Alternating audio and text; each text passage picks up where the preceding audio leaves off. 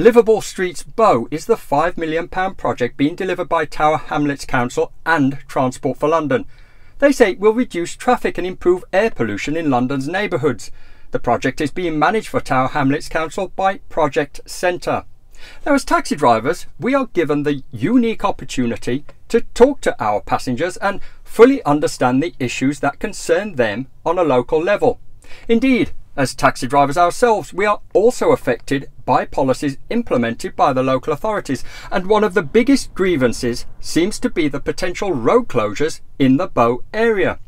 The scheme effectively threatens to divide Bow East from Bow West by using arbitrary traffic barriers and bus gates. Business owners are rightly worried about being isolated by such restrictions, given the increased journey times that suppliers and customers will have to take, and not to mention the inconvenience caused to those with mobility or sensory impairments. And it is with that we took it upon ourselves to talk to traders, residents and local businesses and see how they feel about the proposals.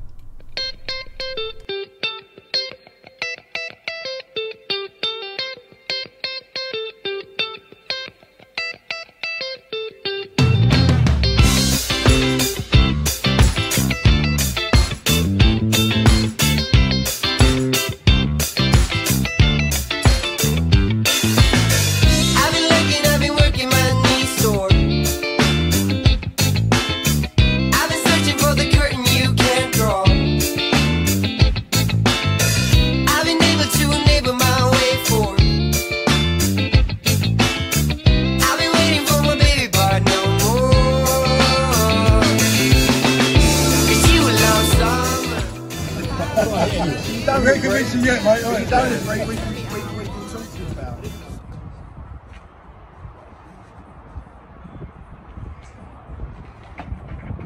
For a small business like mine, it's going to have massive impact. It will mean my journey time goes up dramatically, which is already quite a long journey. In the mornings, I live near in Islington, and so I have to go through Highbury Corner every morning, which already now for the layout change is my journey takes extra long. The proposed road closures are going to cause us enormous problems. We make furniture and deliver furniture into central London, and the additional costs and time caused by the closures and the diversions are going to be horrendous. It's going to put our prices up for our customers, and it's going to slow us down and create stress. We try and do as many deliveries as we can in a day, but we're definitely going to be able to do less as a result of these proposals. I don't have a large workshop, so I have to make lots of journeys to deliver my woodwork as and when they need it, so that will slow it down dramatically. And to be honest, if it does come into effect, I think I'll probably have to think about moving. It's already slower than it was. Old Street Roundabout, for example, is difficult to get across at the best of times.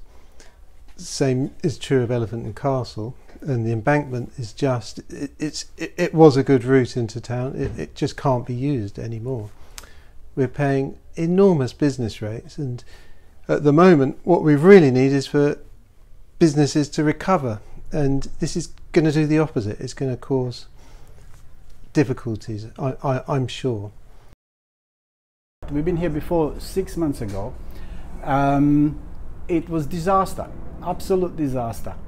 The traffic overflowed. When they actually closed it for one day, it overflowed to the other side of A12 and surrounding area, to the extent that it took me on that day to leave the yard, which is right next to the closures, nearly 20-25 minutes to join a traffic and A12 and to make a move from here. Where we are is mostly an industrial area. There are concrete mixers, every other vehicle in the immediate vicinity.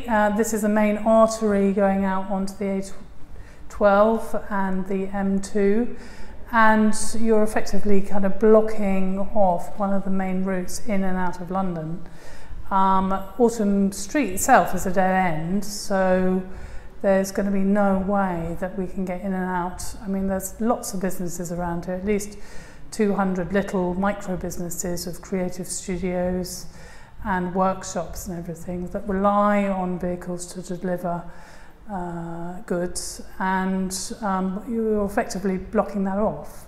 So far from making traffic easier and the routes easier, it's actually going to congest it, and also from a pollution point of view it's going to be very bad indeed.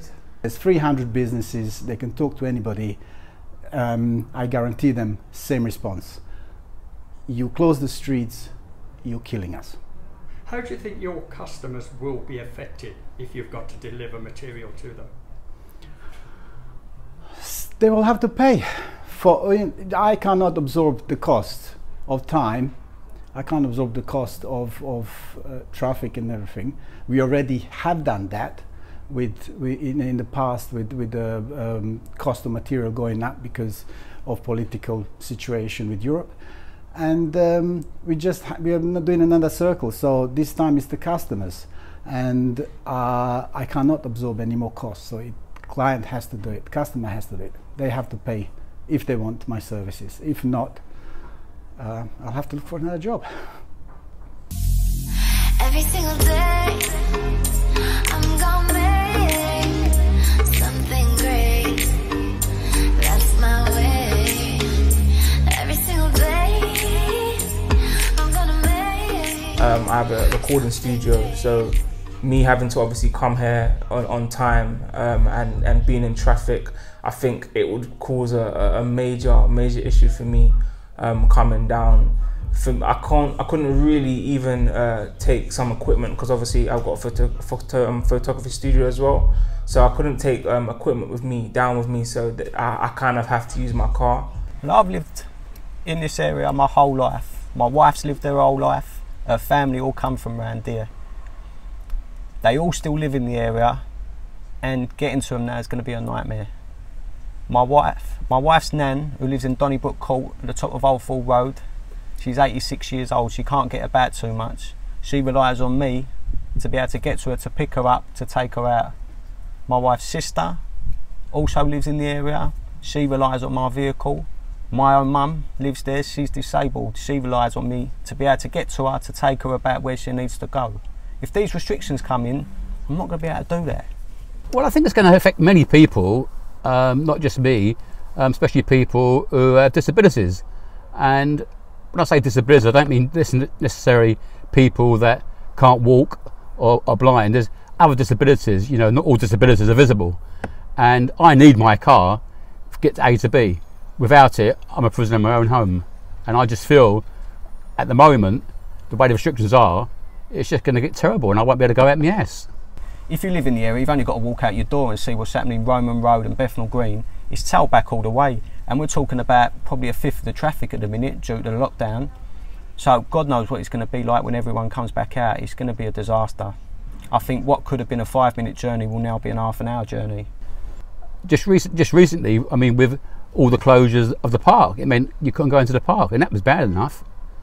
And I just feel really, really upset that they're bringing these restrictions in without first consulting us, and they say they've been doing this for over a year now. They've been looking into it, and when they closed it before, Trellegar Road, the chaos in this area, the traffic, the build-up was horrendous. I mean, literally horrendous. You couldn't go nowhere, and it caused more pollution, I believe, than it would normally. Have a negative impact, which will be detrimental to the residents and the commerce which is conducted in the area. Even just getting here now from work, they're taking the number 8 bus from Bethnal Green Station. I had to get off and walk for the majority of the journey because the roads are in gridlock. So I don't see how this is going to be a sustainable scheme, which is not going to have detrimental impact on not only the Borough of Bow, but surrounding areas, if there's no chance of traffic moving. So what, it's 1:45, it's not rush hour, and we're stuck in gridlock traffic. And this is during the coronavirus, when there's probably only a fifth of the traffic out on the road. It's going to get terrible. You're not going to be able to move. And whilst I'm against the scheme, I'm all for anything which is ecologically friendly and reduces pollution, but it must be thought out and residents consulted, and it must be researched before it's put into practice. I've traded here for a couple of generations, and some of my family have been here.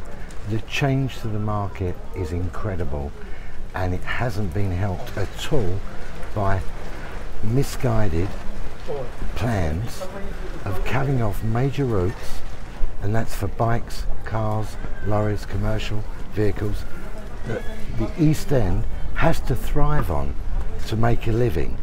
And they've got this utopian thing in their head where they think they can turn it into some sort of, how do you say, artist impression of a closed off street with no one in it, with little shrubs in, and a couple of little stripy top stalls, maybe selling curries or burgers, and that's supposed to be cool. It's a problem because none of us were consulted, none of us were sent letters. I've been here for 5 years now. Not once have I seen a council member or anyone from the council come and approach us and ask us how they're developing the area, how they're stopping roads, closing off roads. So it's really quite devastating actually not to be involved when we're paying our taxes and we're not getting any services back, any kind of information, no letters through the post, no posters, nothing. 85% of my clients all drive.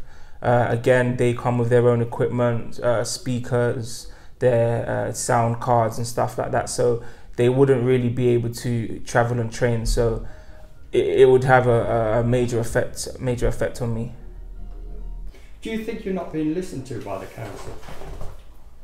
Yes, in fact before lockdown I had a meeting with the council asking them that local markets are dying out, such as Roman Road Market, and what are the alternatives, what can they do to promote the market. And I had a meeting with about 5 members of staff, and not once did they mention that they were proposing to have these road closures and to expand pavements and footpaths and add plants and flowers and gentrify the area. I'm so for being eco-friendly. I love all of that, but it is affecting the local community in and around Tower Hamlets, and none of us have been advised, none of us have been told anything, and we're just in the dark about it all. It's affecting me greatly. From a business point, I don't know how much longer we can go on like it. Keep closing, you're closing off our work, you know. If we were fishermen and you drained our lakes, it's the same principle. It just hits me double whammy this time because it's affecting not only my livelihood but my family life. I just don't know what to do anymore.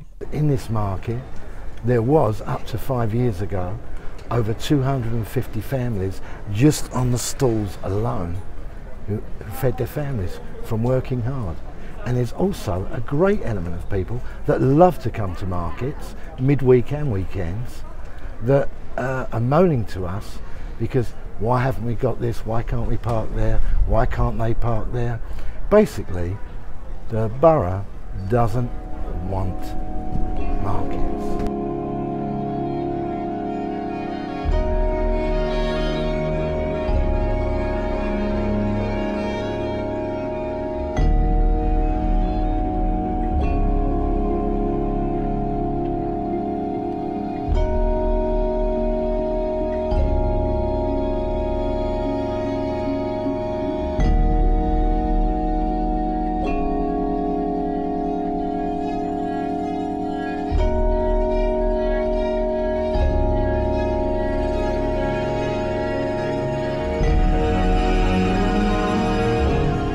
Don't agree, we can talk to you about it.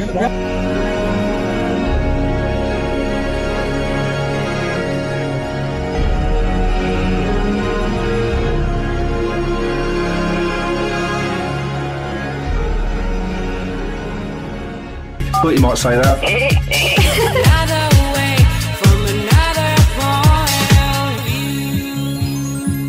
London Taxi Radio, the cabby's choice.